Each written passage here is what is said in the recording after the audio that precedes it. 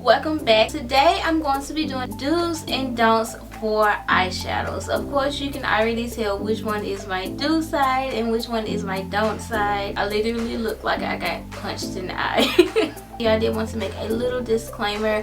I just wanted to tell you guys that I didn't make this video to really offend anyone or to pick at anyone. I know all the beauty bloggers say this when they make these videos, but honestly it's just makeup. At the end of the day, it washes off. And these are just some things that I personally don't like to do with my eyeshadow. I don't think I've ever seen anyone walk around looking like this, but all of the don'ts combined look like this. So yeah, so I hope you guys enjoy this video. If you find it helpful, be sure to give it a thumbs up and share. Don't forget to subscribe to my channel, that way you won't miss another upload. I hope you guys are having an amazing day. I really hope you guys enjoyed this video, and if you guys want to see my do's and don'ts for eyeshadows, then just keep watching. Thanks guys. Alright guys, so the brushes that you use will play a major role in how your eyeshadows come out, so you want to keep that in mind throughout the video. The first do is going to be to prime. So I'm using a base today, but you can use a concealer or an eyeshadow primer. And anytime I use a base, I like to go in and set it with a skin toned eyeshadow. And setting this is going to help keep down on creasing, it's going to help the longevity of your eyeshadow, and it's also going to make it more vibrant. So you want to keep that in mind when you're doing your eyeshadow. Alright, so now I'm going to work on blending. So the first don't, I would recommend, do not go in with the darkest color first. A lot of times people tend to think because they want a darker crease to go in with a darker shadow first, and that is definitely not the case, because if you go in with the darker shadow, it's going to be really hard to blend out. So you want to take a fluffier brush. You don't want to use a more dense brush because you have more control with the fluffier brush, and it's going to be easier to blend out. And I'm going in with a transitional color first. So anytime I do an eyeshadow look, no matter what the look is, I go in with a transitional shadow first on a big fluffy brush, because like you see here, it's just so much easier to blend out, and I have more control over what I'm putting on. Then I'm going in with a smaller blending brush. This one is a little bit more pointier, and then this is gonna actually get in that outer V in the actual crease, and I'm taking the darker color that's in my crease on my don't side and blending it out. And I'm starting little and building it up, that way I have more control, and if I make a mistake, I can fix it versus not being able to fix it because I put too much in. Alright, next up is really just working with black eyeshadow. So I'm going to take this blending brush here and a bunch of the black eyeshadow and just apply it in my crease and in my outer V.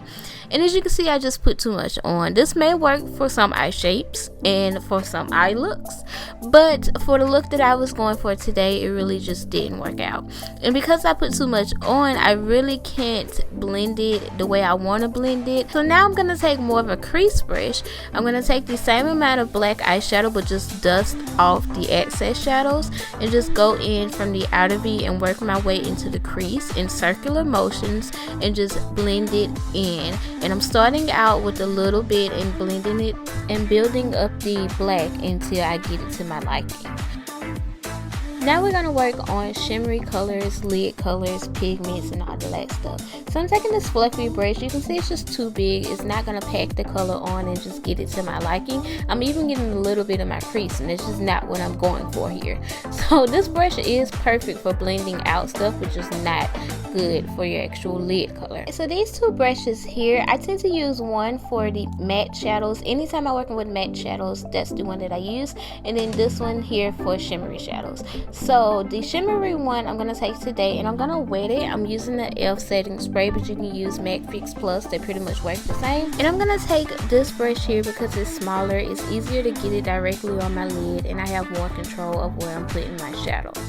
Now we're going to be working with highlight shades. Now the key word here is highlight. So you do not want to take a shimmery shade that's the same color as your skin tone in a fluffy brush, because it's just not going to work. It's not going to highlight, and it's just going to look just dark and muddy right there. So I like to go in with either pinkier ones, gold ones, and that nature. You want to just swatch it on your hand. I do this a lot just to see which one kind of looks better and which one I really want to go for, and then apply it right under my brow bone.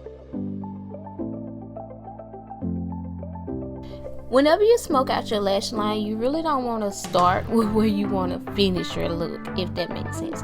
Like if you draw it all the way down, and then when you finish smoking it out, it's going to be farther down. So it's just going to tend to look a little sickly and just a bit much. So what I like to do is put it in my waterline and take it a little bit lower than my waterline. Then go in and blend it out. You don't want to blend it out with a blending brush like you did in your creaser. So I like to go in with these two brushes, the flat one first to get the transitional color, and then I go in with the more pencil brush to blend out my crease color. And I tend to go in the same order as I did it with my transitional color and then my crease color, just because it all tends to look blended together. As far as wing liner, now I seem to make this mistake too, so I'm not gonna like say, oh my goodness, don't do this, because you can always fix it. A lot of times I tend to make my wing liner a little bit too thick, and especially because I have slightly hooded eyes, it looks a little funny because you can't really see the lid shadow. So I would just suggest to try to make it as thin as possible, but not too thin to where it'll look funny, but you know, thin where you can still see the shadow but you'll still have a nice wing at the same time, like I did on this eye here. The only thing that I can really say about mascara is to try to look down, but if you have extremely long lashes like I do, you're probably going to sometimes get mascara on your lids, but just try your best to not do it, and if you do, just let it dry and clean it up with a Q-tip when it completely dries. That is pretty much it. I hope you guys found these tips helpful. Let me know you guys' thoughts, or if you guys have any do's and don'ts that you would like to share in the comment section. As always, share it below. Thank you guys so much for watching. I hope you guys are having an amazing day. Check out all of my social media here, and I will see you guys in my next video. Bye guys.